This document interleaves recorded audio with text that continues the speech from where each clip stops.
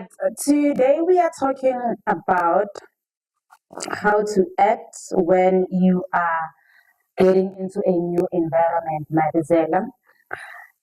The new environment could be a new workplace, a new environment could be you maybe venturing into a new business venture, or either even in a personal space, maybe you are starting a new relationship. I know it's not easy to start from scratch, but now we just wanna tackle how can you get into that new environment, find yourself in that space, sit, settle, and be able to sustain yourself in the environment.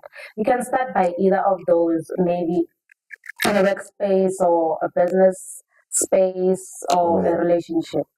Yeah, because getting into a new environment, it can be a little dreadful or intimidating at times. Because you need to understand one thing about starting something new, whether it's a new job, a new business, or anything like that, it comes with a fear of the unknown. You are unfamiliar with this new terrain you are about to tap into. And that unfamiliarity creates a sense of discomfort. You know what I mean? So it is important to acknowledge the fact that you're feeling a little bit uncomfortable with this new experience, with this new venture, a new job, a new business that you're getting in. Acknowledging is the first part of it. And then also with acknowledgement comes your own self awareness. We always talk about self awareness. So within this context of venturing into something new, self awareness really is about understanding yourself, and not only understanding yourself. I think I've said this once before. Whenever you're starting something, you need to start something with an end in mind. You understanding yourself, and you already envision the end goal of where you would like to be. Because with a vision of your end goal in mind, I feel that will also shape how you're going to go about in this new mission. And then also your own self awareness, acknowledging your feelings of intimidation or, being frightened by this new experience. And then at the same time, moving forward, with your mission in order to achieve your vision. So just to make it a little bit more practical, whenever you are starting, whenever you are entering new terrain, it really is about knowing where or what you want to achieve about this, or what you want to achieve after whatever that you have actually started. And then it is also about having an optimistic mindset. Like, okay, you know what? I might not know what am I getting myself into here, but I'm going forward, and an optimistic mindset. I like talking about being hopeful and being optimistic. An optimistic mindset will let you know, yes, I want positive outcomes out of this. But a hopeful mindset would be like, in as much as I want positive outcomes, what actions am I taking? You cannot just be, hey, I just started this new job. Sometimes when I arrive in the office, I feel like I can just take my bag and go back home. But obviously, there are going to be so many challenges. And the challenges are going to come from different directions. They're going to come from the work that you have to do. They're going to come from the colleagues that you're going to be sharing the space with. And there's in entrepreneurship as well. There's going to be challenges. Challenges are going to come from um, other business leaders. Challenges are going to come from the gatekeepers. Wherever you go, seek opportunities. You need to talk to people. And then some of those people, when you encounter them, they don't have businesses, they don't have the passion that you have, and sometimes they get intimidated by your persona. So And in basically, return, it's about channeling yourself. That's what I'm understanding. oh yes, channeling yourself, and not only channeling yourself, but channeling yourself with that commitment of walking the journey, with that commitment of putting in the effort, with that commitment of showing up. Because in as much as you're gonna you're gonna channel yourself, there are gonna be challenges that are going to pose hurdles in your way. So you need to be able to jump those hurdles. And in order for you to jump those hurdles, that's why I mentioned earlier on that it is important to start with a vision of the end goal. Ukuthi yini into ofuna ukuthi uyi-achieve at the end of this. Ukuthi uzeleni lo obuzile la emsebenzini. Why uyiqala le business? All right, I get you. You mentioned something now, getting into practicalities. With me personally, I would say, and which is something that I usually teach people, is when you're getting or venturing into a new space, regardless of what kind of a space it is, it could be a workplace, it could be a business venture. Personally, usually say to people they need to just start. We're being practical now. Start by getting to the space, observing, analyzing, and then take action. Do you think that's practical enough, or there's more into that? It is practical. I like what you're saying about observing. A lot of people these days know that we talk about reading a room, read a room, read a room. Like, how the hell do you read a room? But anyway, in whatever environment you're going to get in that is new, obviously, as you're saying, observing. And one thing about observing, it is part of learning. Observing, it is also part of your own research, understanding the environment, understanding the space, understanding the people that you're going to work with, understanding your suppliers and your competitors. So that all falls part of observing. So observing is as much as important. And then while you are observing, you also need to keep in mind that you are your own unique self. So whatever you observe should not change or transform you into trying to fit in whatever shape or form. You need to understand that you are your unique self and you also have your own unique input and contribution that you're going to make. So I feel like somehow it has a way in, like you're saying, not trying to fit in or trying to copy someone in that workspace, but observing has more to do with where to put yourself. It's more like you trying to find a gap, not having now to compete with the other people that are already there. You can continue. Yes, that's true. It really is about observing and then finding your own gap, understanding your own contributions. That okay, if this is how the setting is in this environment, so this is how I am going to contribute, or this is the input that I'm going to make. And then with observing, it is also adjusting yourself because in different spaces there are different, I can say, rules or Culture. the different cultures. That's the perfect word I'm actually looking for. So, you also need to understand, okay, in this new workplace, what is their dress sense like? So this is how people dress here. And then also just trying not to become them, but trying to be in a way that you're going to be presentable within that space. And then also in entrepreneurship, understanding the culture. And these days we've been seeing a lot of entrepreneurs who have been charged with corruption and who have been charged with fraud and all of these things. So when you find such a space, or when you find yourself in such a space, that is where you also need to understand, okay, the culture could be in this way, or the culture could be such, but who am I? That's why self-awareness is also important. So that when you find yourself in cultures which are adverse or which are in adversary with your morals or your values, you're not going to succumb to that culture. But instead, you either gonna find a way to move around or you're just not going to be part of it at all. So it is also important to also understand the culture that in which you find yourself, and then also understanding yourself that okay, this is the contribution that I'm going to make, and it has a lot to do also with your own self-esteem and with your own self-confidence, knowing that your contributions and your input, it is uniquely yours. The way you speak, the way you're gonna come up with marketing or advertising strategies in whatever space you find yourself, the way you're gonna come up with business strategies, no one else can do it like you. And sometimes, obviously, you might face rejection, because you know how it is in life.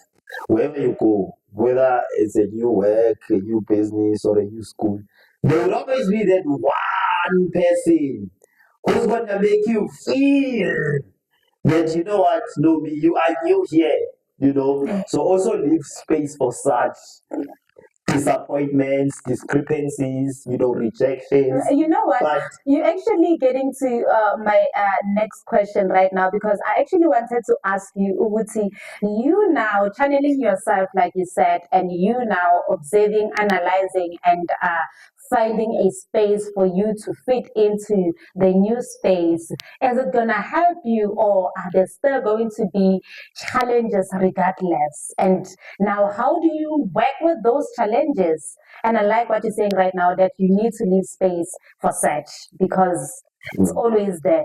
look, at work, in a business, school environment, relationship, whatever, there is one key element that you are dealing with here. You are dealing with human relations. So we live in a society where it's even hard for you to get along with your siblings at home.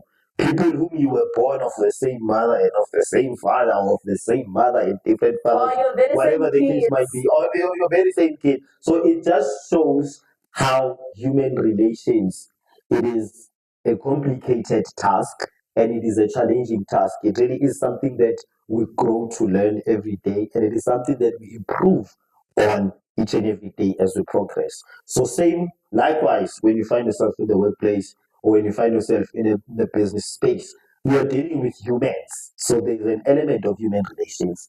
So with an element of human relations, there's also a requirement of emotional intelligence, understanding different emotions, and understanding how to deal with different emotions, and understanding how to respond in different scenarios. It does require someone who has emotional intelligence, because when you have emotional intelligence, when you are being corrected, you will understand that this, it is something that's going to improve you as an individual. This is something that's going to improve your work in future. It is not a personal attack on you or on your abilities. I like criticism a lot. Yes, I they like call I like being criticized, because that's the only way I get to understand how can I adjust and improve whatever I'm doing in future. They call it constructive criticism. That's what they call it. Mm. Whether it's constructive or not, but you know what, you're gonna find it anyway. So that's the most important part of it. It is also understanding your emotional intelligence. That okay, fine, whenever I'm being corrected, it's not actually a personal attack, and it is not a rejection of my abilities, but it's an opportunity for me to improve. Then also with emotional intelligence, you understand how you are to communicate with people, because sometimes you will have to give feedback on a certain project, or feedback to a person on whatever that you've been evaluating. Specifically at the Yes. workspace, At the because you need yes, to keep on yes. giving reports. What is it that you have done and everything? So that's feedback. Yeah, so with emotional intelligence, you also know this is how I like giving feedback. And this is something I learned from these leadership projects, programs that I've been part of. So when you're giving feedback, when you're someone who's emotional intelligence and you're giving feedback, obviously I wanna tell you, hey, no, me, this is a little bit weak, this is unclear, and what and whatnot. But I cannot start with that. How I usually like giving feedback, and I feel this makes you a relatable person That's as why the one who's giving feedback. Let me just give you an example. I start with stating all the positive and all the good things that you are doing. But okay, no, you know what? Say, for instance, you are in a marketing and communication space.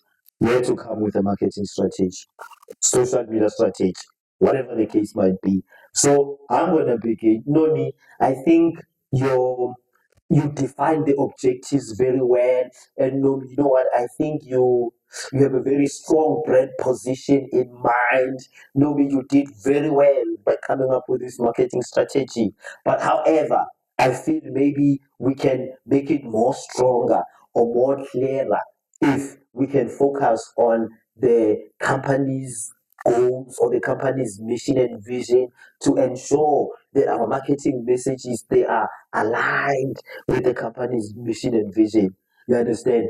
So I think it's important in any relationship that when you're giving feedback, that when you're evaluating someone, don't just start with the criticism. Hey, you are wrong here, you are wrong here, you are wrong here. Depends. Start with something positive. No, it doesn't depend. It And I will tell does. you why it doesn't depend. Okay. This is actually from personal experience because I grew up in a household that was very, very strict.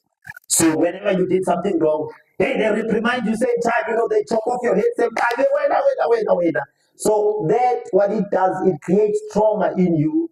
It creates trauma of becoming an adult or an older person who is always overthinking and an older person who is never confident with the step that they have to take, with whatever they want to take, with the order they want to stay. That's why. So that's why I would recommend this, in work relationships, business relationships, personal relationships, and home, parenting, kids, whatsoever. That whenever you want to correct someone, at least just start with what they are doing right. Because in as much as they have weaknesses, they are wrong here and there are certain elements about them that is just correct, that is standing out, and that needs to be commended. Because if ungamtsheli umuntu ukuthi wenza izinto ezi-right, umtshela izinto ezi-wrong kuphela, we tend to feel you only appreciate someone, whether the workspace, business, or home, or you only love someone when they are doing the right things. And let me tell you something about love and about human relations is that patience is a very important element of it. And with patience comes tolerance. And with tolerance, you will also learn certain positive I like the aspects fact of a that person. you are talking again about human relations, ne? Human relations, ne? So for you to settle in a new space, you need to acknowledge that you're gonna be dealing with humans, right? And humans, we are not the same. Ne? Hence, I'm saying it depends. When you give feedback, it depends. Let's talk specifically now about the workspace. It depends, as I am your senior, it depends whether I want to keep you or I don't want to keep you anymore. It depends. How am I going to give you that feedback? That's my understanding. That's my common sense. If I don't want you to stay in this company, I'm going to start by breaking you first, giving you the negatives. That also, it's up to you sometimes. It's up to you because sometimes I don't really have the courage of just firing you, or maybe the law doesn't allow me to just fire you like that. But I'm using this as a way to make you give up.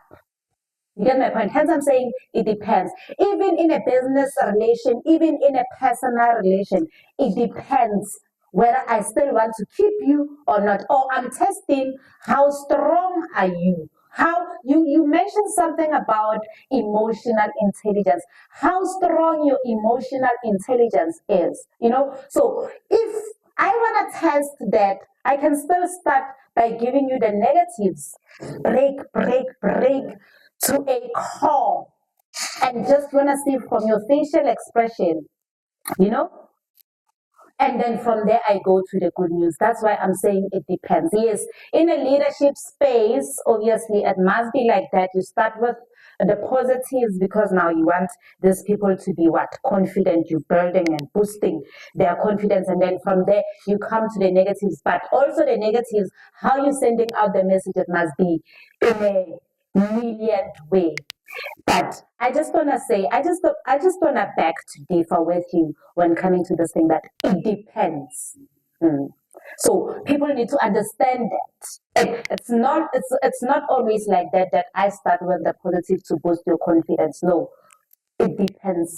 Because each and every communicator has the goal that they want to reach. They have a goal that they want to reach, and how you respond to their goal, it's what's going to make you stick around in a workspace. If they start by breaking you verbally, it's gonna depend on your emotional intelligence, like you said. At least at the end, they're gonna give you the positive, and after you've been broken, now you are mending with the positives. Even in a personal relationship, I can just start by telling you a way to get off as my partner, just to see how much of a man you are. You get my point? So we need to be ready for that. Hence, we are talking about how to act when you're getting to a new space. You understand? Those are just part of those challenges that you're going to come across. And some of these challenges, when they rise or when they emerge, as you say, it depends on the goal of whoever that's communicating. But some of these challenges, maybe they might just be showing you that, you know what, you are in the wrong environment here. And then some of these challenges, when they come up, they might be showing you that, you know what, you are only here just to pass. You are going to something much better. It's a puzzle. Or you're going to much higher opportunities or higher heights than whatever you are getting here. Because I've also been in those type of situations where I have a boss that is just impossible to deal with and impossible to please. Each and every day, there's going to be something that I did wrong. There's going to be something that they would complain about. And at the end of the day, I would go home feeling broken. And tell you what, I was only in that organization for about 9 months. And in 9 months' time, they just decided not to renew my contract. And I didn't even, You see what I'm talking about? feel sad because of that. I just felt a sense of relief, much great relief. And to my surprise, that's when I got another great opportunity coming my way. So I was like, okay, maybe it was necessary for me to pass through this. And it is a little bit not just for me to expect that, hey, my previous boss was supposed to be treating me this way, was supposed to be treating me this way. No, it was just that phase of my life. So my where thing, human nature was going to prevail. And sometimes human nature does not want you in this space and they want to do everything to eject you. Yes, but that's my thing, that probably during the process they were busy trying to make you give up. But because of your intelligence, you were like, you know what, I'm here to stay. I know why I am here. This is my puzzle to something else. So I'm going to wait until my contract finish. So those are the stats. Talking about that, we do have a case study today. There's someone, it sounds like it's a lady. She did send us a message anonymously. How? Hey, wena, ziyabuya. The toxic spaces that people are waking up into each and every day. That's why people, it's bad. It's bad out there. Which is the reason why I usually advise people around me that you need to have masks. You need to have masks. When you Is go, it like during the COVID time? no, not that mask, not that mask. Because even now Like, I see people go. yes, I saw them. Our driver, you see, our driver today, he's afraid of the hunters, right? Oh, And the I'm like, antivirus. the hunter virus. Guys, me, I don't see myself going back there. So the mask that I'm talking about is you preparing yourself. The channeling of yourself. So when you're leaving in the morning and you're going to work, you need to be ready for that. If you have that kind of a leader, a senior, then you need to also be ready for that in a positive way that is going to work for you. So those are the things that people are coming across each and every day. So the mask that I'm talking about is that mask, channeling yourself, not like an actual mask putting on, but a mask. And then when you're done, you take off that mask and leave it there at work, and then now you go back where? To your life. You wear another mask, your life mask. Yeah. So now this lady, it's Mabizela, this is heavy, and I feel like this is what most ladies are going through day in and day out. Yeah. She's saying, I wouldn't know. I'm not a lady. I'm just thinking now out of the box. Me, I haven't been through it, but there were some few attempts, hence I can relate to it. So she's saying, "Hi, Africa Inside podcast. I'm writing because I need an advice. I believe there's many women who may be going through something similar in silence." You see, that's what I just said. She's saying, last year and even recently, I was applying for a job and attending interviews. Eventually, I was called for an interview panel of a position I desperately needed.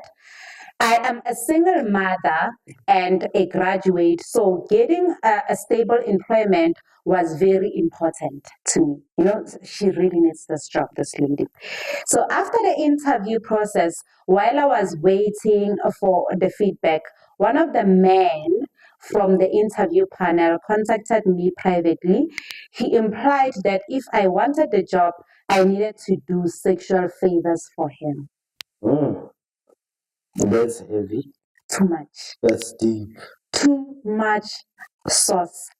She continues, at the time I felt trapped. I was thinking about providing for my child, surviving, and finally getting an opportunity after so many rejections.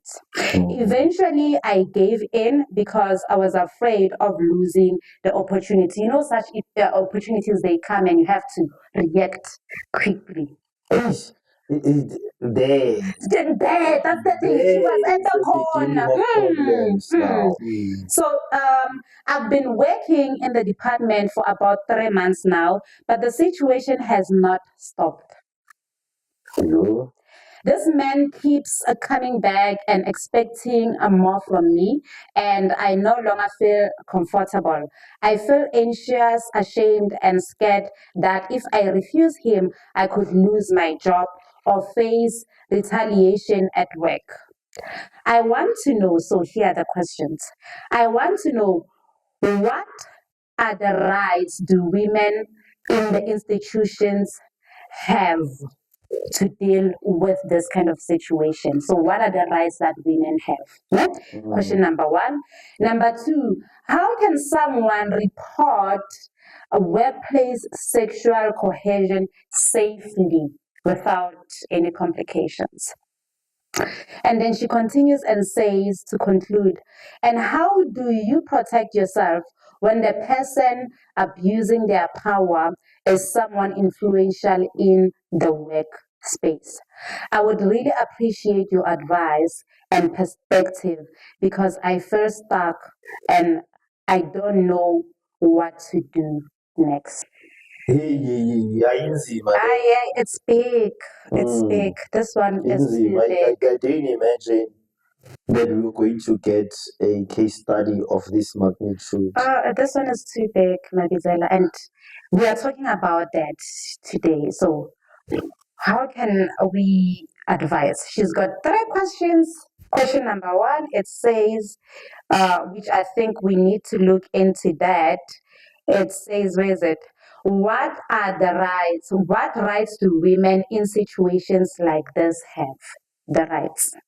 So basically, we need, now she's asking about the human rights or the women's rights in workspaces that they have. I think we need to look into that. Question number two, how can someone report workplace sexual cohesion safely? That's question number two. Question number three, she's saying, and how do you protect yourself when the person abusing their power is someone influential in the workspace? Which one are we going to start with?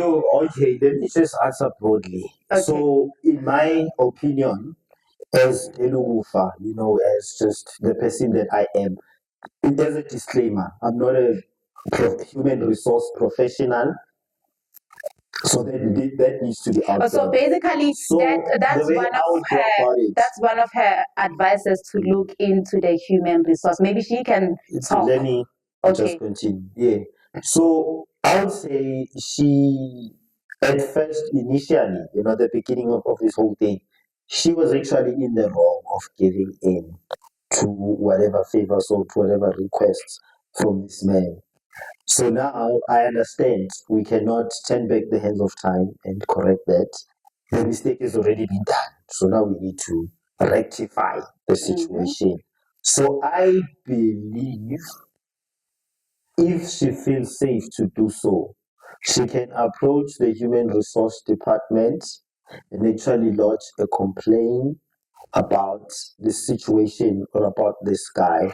And then again, with approaching the human resource department, I feel it would be better if she would speak to a human resource officer or representative who is female, because I feel female, they sometimes understand these situations or these scenarios when they arise. So there would be one. And then my second point is, obviously, with such a case, it is not going to be easy. It's going to be frightful having to challenge an individual who's powerful within an organization. But I feel this is where she needs to face her fears. So she needs to face this giant, she needs to face this predicament head on without any fears. And she also needs to be ready to accept whatever consequences or whatever results that are going to come out of this situation. But this is one of those situations where I would say you need to really face your fears, because she can't continue living her life like this. So I think it is about time that she actually spoke up about this. So she can approach an HR officer, HR manager, representative, and I would advise that whoever HR representative she's going to confront or she's going to approach has to be a female. That's number one. And then number two, I know that there are legal experts externally to any organization that also deal with such issues. So she can also sought advice from some legal experts on how she can go about or she can try to resolve this situation that she's facing. There are legal experts who are professional consultants who are offering such services and who are external to the organization. Maybe she might feel safer discussing this with someone who is external in the organization. That's my other advice. And then my other advice is, if the male colleague still makes these advances, and then she shouldn't give into it as she did initially. So this time around, she's gonna have to stand her ground and she's gonna have to tell him that, okay, you know what, whatever you're going to do after this, whatever consequences, whatever results, I'm ready for that. Because I feel this is a war that she's gonna have to start fighting now. Because she should have fought it way back when it started out, but then because life is life, she couldn't. So yeah, that's my 2 cents on it. Okay, so basically, my understanding is she needs to reach out to the human resource of the company. I feel like that's one of the best advices that she can go for. But again, now But what if the HR also knows that this guy has been Oh, it's doing this even to all him. people? Yes. Oh, it's even him, the HR, like he's the big man in the HR. How is she going to deal with that? She can, I think now, she can still go through the rules of the institution on its their own, policy, their policy, and find out if there's anything regarding the situation that she's in at the moment. If there is, then I would say she mustn't start by being loud about it. She needs to talk to this guy, which is the last advice you gave. She needs now to talk to this guy about it. Ukuthi this thing can continue. Yes, Uguti, this thing can continue. She must be frank. She needs to be frank. This thing cannot continue.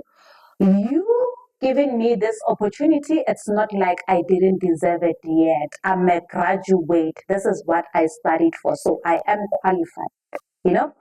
So whatever advances that you are giving me already, yes, I'm not gonna take anymore. Keep them. Me, I got the job because that's what I wanted Your from the onset. credentials. Yes, that's what I wanted from the onset. So I just want to continue working and having this opportunity and let this be the end of whatever that me and you we were doing. If it doesn't end, then I'm going to take further steps.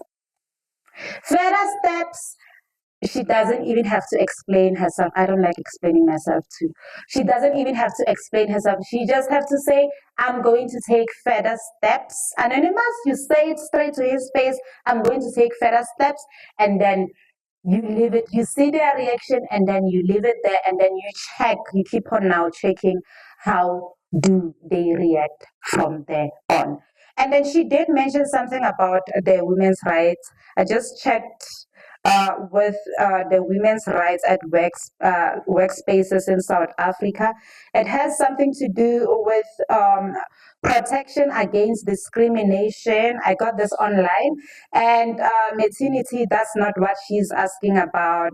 Freedom of harassment and violence. I think Freedom of harassment. Yeah, yes. that's what speaks to this case study. Yeah. This one speaks specifically to your case, Anonymous. Freedom of harassment and violence. It talks about sexual harassment. South Africa labor law classifies sexual harassment as a form of unfair discrimination.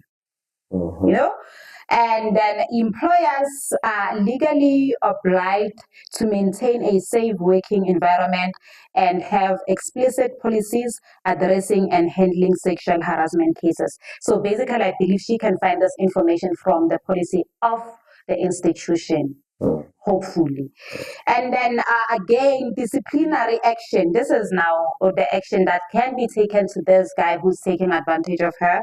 It says victim of harassment can report the behavior for disciplinary proceedings, and employers who fail to take action can also be held liable. But now this is when after this guy is not cooperating with her warnings that if you don't stop, then I'm going to take further actions. And then these are the further actions that I believe she can take. Anonymous, you can check this online. You can check the answer to your first question of the rights of the women in workplaces. It's online. So check it online. I believe you can get more information about it. Otherwise, Mr. Mabizela was right. As ladies, we don't have to give in when the other party is coming on us and giving us opportunities in exchange of sexual activities. I don't think it's right. It always turns back to this. That's how I say it. It's always a trap. It happens in many industries, also in the entertainment industry. Yes, My yes. nephew is within and he always tells me about how they even have a term for it. I think it's couch casting or something like that. Where someone would request for sexual favors and then they give you an opportunity or a role in whatever media product that they'll be working on. So I think this is something we need to be aware of. And whenever as a lady you are confronted with such a situation where someone is going to present an opportunity to you and request a certain favor in return, and then you need to know that this is not going to be a once-off arrangement. Yes. Even if you have obtained that opportunity, whatever it is that you're looking for, chances is you are still circulating or eating in the palm of this person. So he's still going to come back with more requests. He's still going to come back with other requests that maybe you won't even be able to fulfill. So it's very much important to understand that from the onset, don't obtain an opportunity without merit or without credentials. Let your credentials, let your merit speak for itself, because we are all capable of something. We are all, and especially as graduates and especially as people with talent, we are capable and we do have the credentials and the merit to get an opportunity. So if someone is requesting certain favors in order for them to give you an opportunity, then you must just know that that is not an opportunity, it's not the type of an opportunity you need. The opportunity that is rightfully yours, that is not going to come with requests that are going to disturb you morally, with requests that are going to make you feel like you are selling your soul or you are selling this for getting an opportunity, and then that is when you're going to take that opportunity.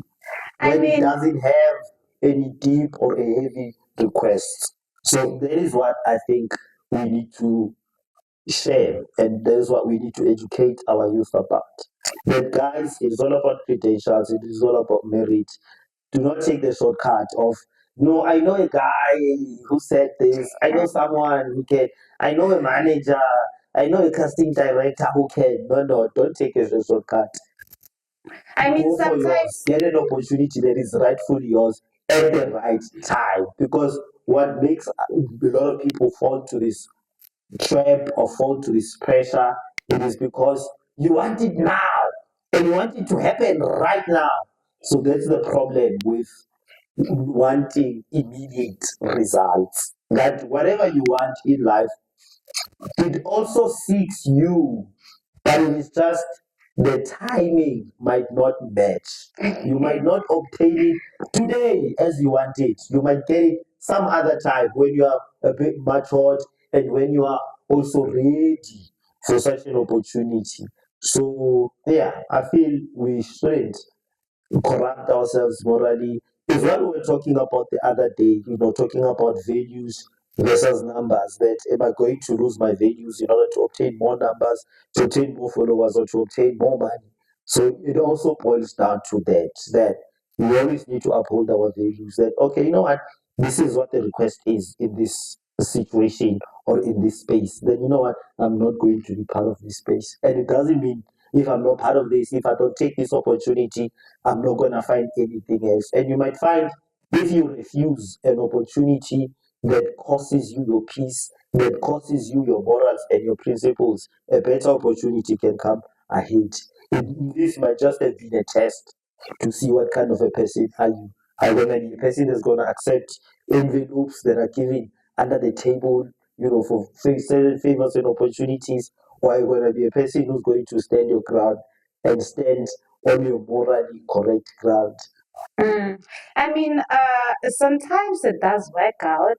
You will never know. Maybe you met your future husband or something, but morally, so it doesn't really work.